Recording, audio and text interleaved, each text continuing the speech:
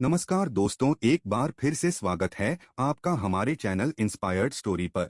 आज की ये कहानी जो मैं आपको सुनाने जा रहा हूँ, यह कहानी बहुत ही ज्ञानवर्धक कहानी है। जो लोग इस कहानी को पूरे मन से और दिल से सुनते हैं, उसके घर में कभी भी कोई कलेश उत्पन्न नहीं होगा। उसके घर में हमेशा सुख और शांति बनी रहेगी। उसके घर में माता लक्ष्मी का सदा आगमन रहेगा। तो सब्सक्राइब कर लीजिए हमारे इस चैनल को, ताकि नए आए वीडियो की नोटिफिकेशन सबसे पहले आप तक पहुंचेगी। आपने सुना होगा कि जिसके घर में रोज झगड़े होते हैं, रोज कलेश होते हैं, उस घर में बरकत नहीं होती। उस घर में कभी माता लक्ष्मी का आगमन नहीं होता, और जिसके घर में सुख शांति होती है, उसके घर में सुख समृद्धि की आगमन होती है, और माता लक्ष्मी का निवास उसके घर पर सदा बना रहता है। इस कहानी को सुनने के बाद हमें यह पता चल जाएगा कि हमें घर में लड़ाई झगड़े क्यों नहीं करना चाहिए, और जिसके घर में लड़ाई झगड़े होते हैं वो उन लड़ाई झगड़ों को कैसे रोक सकता है, क्योंकि घर में सुख शांति का होना बहुत जरूरी है। क्योंकि जहाँ सुख शांति होता है वहीं माता लक्ष्मी निवास करती है। जहाँ क्लेश उत्पन्न होते हैं, लड़ाई झगड़े उत्पन्न होते हैं, वहाँ माता लक्ष्मी का वास नहीं होता। वहां पर दुख और दारिद्र्य का निवास होता है। हो सके तो इस कहानी को पूरा सुने। यह कहानी आपके जीवन में बहुत सीख देगी। यह बहुत ही ज्ञानवर्धक कहानी है, इसे जरूर सुने। एक मोर और मोरनी की कहानी। इससे पहले कि आप हमारी कहानी में खो जाएं, चैनल को सब्सक्राइब करके बेल आइकन को प्रेस करना ना भूलें। चलिए कहानी शुरू करते हैं। एक जंगल में एक मोर और मोरनी रहते थे। मोर और मोरनी बहुत हंसी खुशी जंगल में रहते थे। एक दिन मोरनी मोर से कहती है, पिया जी, हमें यहाँ से चलना चाहिए। हमें वहाँ चलना चाहिए जहाँ हमारे समाज के लोग रहते हैं। काफी सारे मोर मोरनी रहते हैं। हमें वहाँ चलना चाहिए। मोर मोरनी से कहता है, प्रिय, अगर हम वहाँ चलेंगे तो रोज लड़ाई झगड़े होंगे। हम दोनों यहाँ जंगल में कितना सुकून से रहते हैं। वहाँ जाने की क्या जरूरत है। लेकिन मोरनी जिद करने लगती है तो मोर भी मान जाता है। मोरनी की जिद करने पर वो दोनों उड़कर एक नगर में आ जाते हैं। उस नगर का राजा पशु पक्षियों की भाषा को आसानी से समझता था। उस राजा ने कराओ शास्त्र की पढ़ाई की थी। कराओ शास्त्र मतलब यही होता है कि पशु पक्षियों की भाषा को समझ पाना। वह राजा सभी प्रकार के पशु पक्षियों का आवाज को समझ पाता था। हर जीव जंतु के आवाज को वह बखूबी समझता था कि वह क्या कह रहा है। दोनों मोर और मोरनी उसी नगर में आ जाते हैं। एक दिन की बात है। राजा अपनी रानी से कहता है कि हे रानी, मुझे बहुत तगड़ी भूख लगी है, आप मुझे भोजन खिला दीजिए। राजा की रानी 36 प्रकार के भोजन बना करके एक हाथ में पानी का लोटा और दूसरे हाथ में खाना का थाली लेकर राजा के पास पहुंचती है। रानी जैसे ही भोजन का थाली राजा के समक्ष रखती है तो एक चावल का टुकड़ा नीचे गिर जाता है। वहीं पर कुछ चींटियां घूम रही थीं। तभी एक चिंटी चावल के टुकड़े लेकर वहां से जाने लगती है। राजा बैठा सब घटना को देख रहा था। उस चींटी के पास में तुरंत ही एक बड़ा चींटा आता है और वह चींटा उस चींटी से कहता है, हे प्रिय, यह चावल का टुकड़ा मुझे दे दीजिए और तुम वापस जाओ और उस राजा की थाली से दूसरा चावल का टुकड़ा लेकर आओ। उनकी बातों को राजा पूरी तरह से सुन रहा था, क्योंकि राजा हर जानवर, पशु और पंछी की भाषा को समझ सकता था। तो राजा वहीं बैठा रहा था जब चींटा चींटी से यह बात कह रहा है कि नहीं, मैं नहीं जाऊंगी। अगर यह बात राजा को पता चल जाएगी तो राजा मुझे मार देगा। फिर चींटा चींटी से कहता है कि तुम जाओ, राजा को नहीं पता चलेगा। चींटी फिर जाने की कोशिश तो करती है, लेकिन फिर आधे रास्ते से वापस चले आती है और चींटे से कहती है, नहीं, मैं नहीं जाऊंगी। हो सकता है राजा को पता चल जाए और राजा मुझे मार दे। राजा उन दोनों को देख रहा था। चींटा को इस बात का भान हो जाता है कि राजा हमारी बात को समझ रहा है। चींटा फिर चींटी से कहता है, देखो, लगता है राजा हमारी बात को समझ रहा है। राजा ने हमारी बातों को सुन लिया है, इसीलिए वो हमें ही देख रहा है। चींटा चींटी से कहता है, अगर राजा ने हमारी बातों को सुन लिया है और राजा किसी और को बताएगा तो उसी समय पत्थर का बन जाएगा। राजा चींटा और चींटी की बात को बखूबी सुन लेता है और समझ लेता है। राजा इस बात को सुनकर हंसने लगता है। जैसे ही राजा को हंसी आने लगती है, राजा की रानी रसोई से बाहर आती है। वह जैसे ही रसोई से बाहर निकलती है, राजा को उसे हंसते हुए दिखाई देता है। रानी राजा को हंसते हुए देखकर सोचने लगती है कि शायद मुझसे कोई गलती हुई है, इसीलिए राजा साहब हंस रहे हैं। रानी राजा के पास आती है और कहती है, हे महाराज, क्या मुझसे कोई पाप हुआ है? क्या मुझसे कोई गलती हुई है कि आप इतनी जोर से हंस रहे हैं? राजा रानी से कहता है, नहीं नहीं, ऐसी कोई बात नहीं है, मुझे बस यूं ही हंसी आ गई। रानी जिद करने लगती है और कहती है, आपको मुझे बताना पड़ेगा कि आप क्यों हंस रहे थे। राजा बार बार मना करता है, क्योंकि राजा को पता था कि चींटी ने कहा है कि अगर मैं चींटी वाला बात किसी को बताऊंगा तो मैं पत्थर का बन जाऊंगा। इसीलिए राजा रानी को यह बात नहीं बताना चाहता था, लेकिन रानी बार बार जिद करती है और कहती है, आपको मुझे बताना ही पड़ेगा कि आप क्यों हंस रहे थे। अगर आप मुझसे सच्चा प्रेम करते हैं, अगर आप मुझे अपना समझते हैं, तो आपको यह बताना पड़ेगा कि आप क्यों हंस रहे थे। राजा अब धर्म संकट में पड़ गया है। राजा सोचता है, अगर मैं यह बात रानी को बताऊंगा तो मैं पत्थर का बन जाऊंगा, और फिर सोचता है, अगर मैं नहीं बताऊंगा तो रानी का विश्वास खत्म हो जाएगा। रानी बहुत जिद करने लगती है। कहते हैं ना कि प्रिया हट और बाल हट बहुत तगड़ी होती है। इन दोनों हट से हमेशा बच के रहना चाहिए। रानी के प्रिया हट के सामने राजा को झुकना पड़ता है और राजा रानी से कहता है, ठीक है, अगर मैं आपको बताऊंगा तो बाद में आपको पछताना पड़ेगा। रानी कहती है कि अभी तो आप कह रहे थे कि कोई बात नहीं है, अभी आप कह रहे हैं कि मुझे पछताना पड़ेगा। रानी कहती है कि जरूर कोई तगड़ी बात है, और रानी और ज्यादा जिद करने लगती है। तब राजा कहता है कि तब ठीक है, अगर आप नहीं मान रही है तो चलिए मैं किसी जंगल में आपको एक बात बताऊंगा। राजा रानी रथ पर सवार होकर के जंगल के लिए निकल जाते हैं। जैसे वह घोर जंगल में पहुंच जाते हैं, तब राजा सारी बात रानी को सुनाने लगता है। जैसे ही राजा थोड़ी थोड़ी बात रानी को सुनाते गया, वैसे वैसे वो को धीरे धीरे पत्थर का बनता गया। जैसे राजा ने आधी बात रानी को सुनाई, वह आधा पत्थर का हो गया। राजा फिर रानी से कहता है, हे रानी, मैं धीरे धीरे पत्थर का बनता जा रहा हूँ, तुम बाद में बहुत पछताओगी। रानी कहती है, रे राजा साहब, हे महाराज, थोड़ी सी बात बची है, आप उसे भी सुना दीजिए। राजा पूरी बात बता देता है और राजा पूरा पत्थर का बन जाता है। रानी की इस जिद के कारण राजा पूरा पत्थर का बन जाता है। रानी रोने लगती है और रानी उस पत्थर को हिलाने की कोशिश करती है, लेकिन भारी भरकम पत्थर कैसे हिला पाती, क्योंकि राजा बहुत ही भारी था। राजा पत्थर का बन जाता है और उधर रानी सर पटक कर रोती है, छाती पिटती है, विलाप करती है और किसी जीव जंतु से सहायता के लिए गुहार करती है। इन सब कहानी को मोर और मोरनी बखूबी देख रहे थे, अपनी आंखों से देख रहे थे। रानी के विलाप को देखकर मोर मोरनी को दया आ जाती है। मोर मोरनी से कहता है, ये होता है प्रिय हट।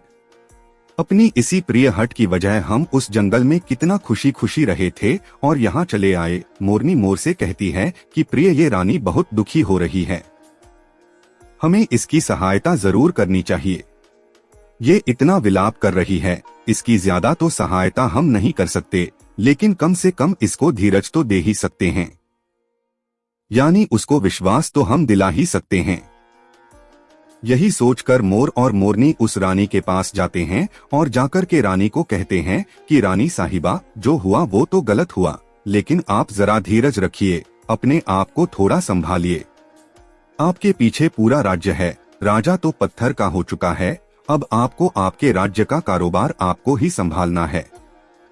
रानी मोर मोरनी की बात सुनने के बाद कहती है, भाई मोर मोरनी, मैं अपने आप को कैसे संभालूं, क्योंकि अब तो मेरा संसार ही उजड़ गया है, क्योंकि मेरा पति परमेश्वर पत्थर का बन चुका है, और मैं क्या करूं। रानी की यह बात सुनते ही उधर मोरनी के मुख से यह निकल जाता है, राजा पत्थर के कैसे हो गए?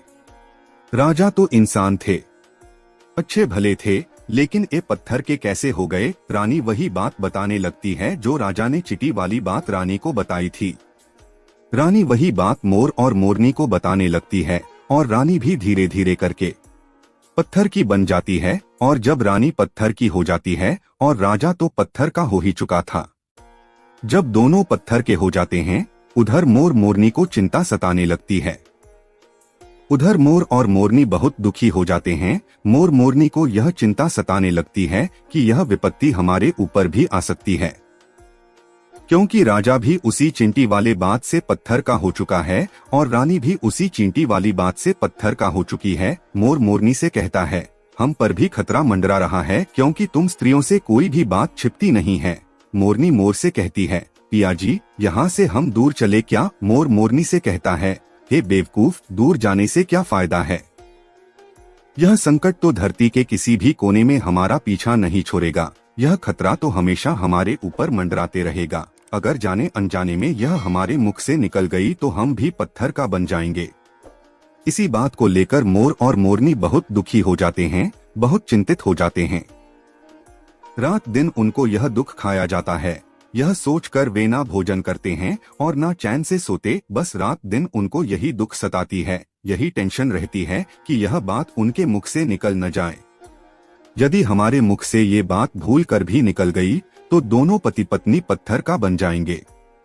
यही सोचकर मोर ने दिमाग लगाया कि यदि मैं सारी चींटियों को खत्म कर दूं तो यह सब खत्म हो सकता है, क्योंकि ये सारा कराधा तो चींटियों का है। मोर मोरनी से कहता है, प्रिय, अगर हम सृष्टि से सारी चींटियों को खत्म कर दें तो चींटियों का संकट समाप्त हो जाएगा। और मोर मोरनी इस बात से राजी हो जाते हैं और सभी चींटियों को मारकर खाना शुरू कर देते हैं। मोर और मोरनी का इतना आतंक हो गया था कि सभी चींटियां डर के मारे और बिल खोद के धरती के अंदर जाकर छिप गई। मोर और मोरनी ऐसी निगरानी रखते हैं कि उन्हें जहां भी चींटी दिखती है तुरंत दबोच लेते हैं। कोई भी चींटी मोर और मोरनी के इस आतंक के वजह से बाहर ही नहीं आती थी।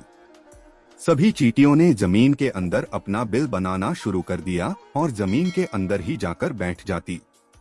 काफी समय बीतने के बाद चींटियों को भूख सताने लगी, क्योंकि भोजन तो बिल में मिलता नहीं, भोजन तो बाहर मिलता है। जैसे भोजन लेने के लिए चींटी बाहर आती, मोर उसे दबोच लेता है और उसे जान से मार देता। एक चींटी और एक चीता बिल के अंदर भोजन के लिए तड़पते हुए श्री हरि विष्णु का जोरदार भजन करने लगे। भक्ति करते करते उन्हें ये भी मालूम नहीं था कि वह कहाँ है, कहाँ नहीं है। वे घोर तपस्या में लीन हो गए।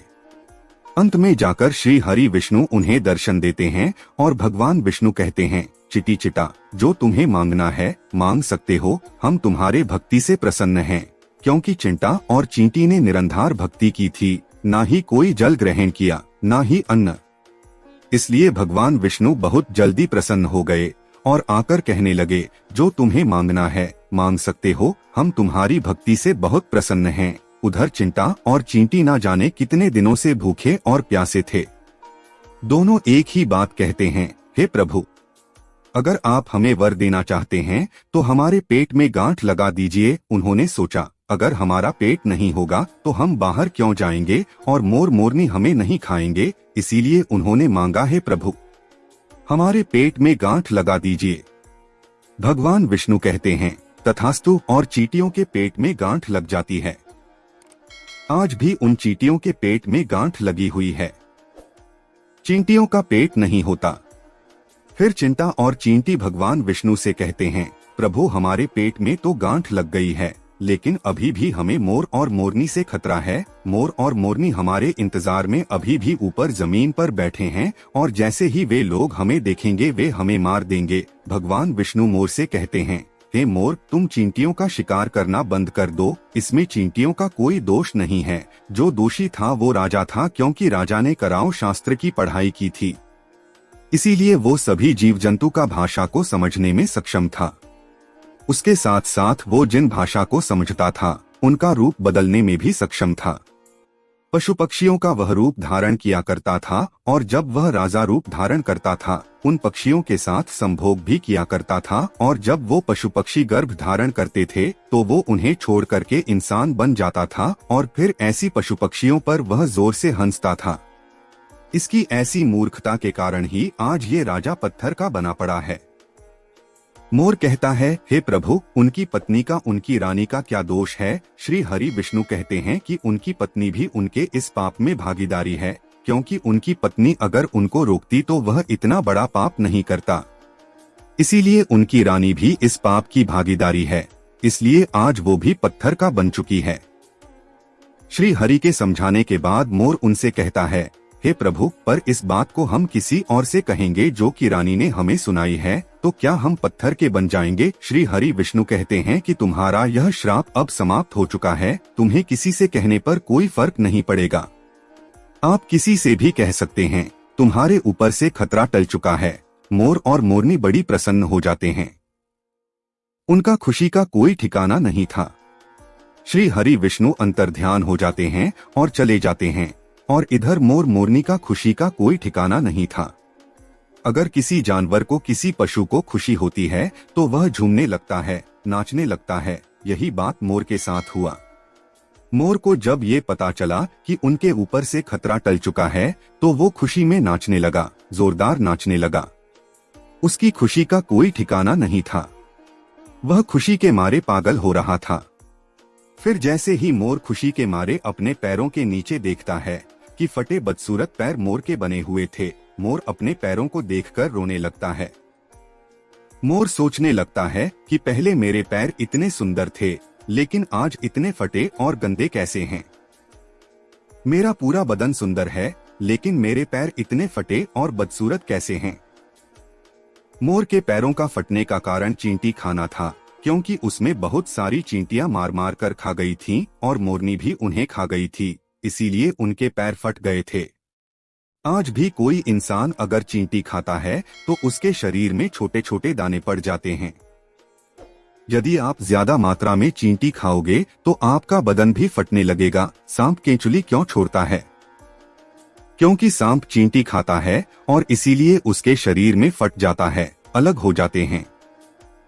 इसी तरह मोर के पैर फट गए थे और वे बदसूरत हो गए थे, इसलिए मोर अपने पैरों को देखकर जोर जोर से रोने लगा।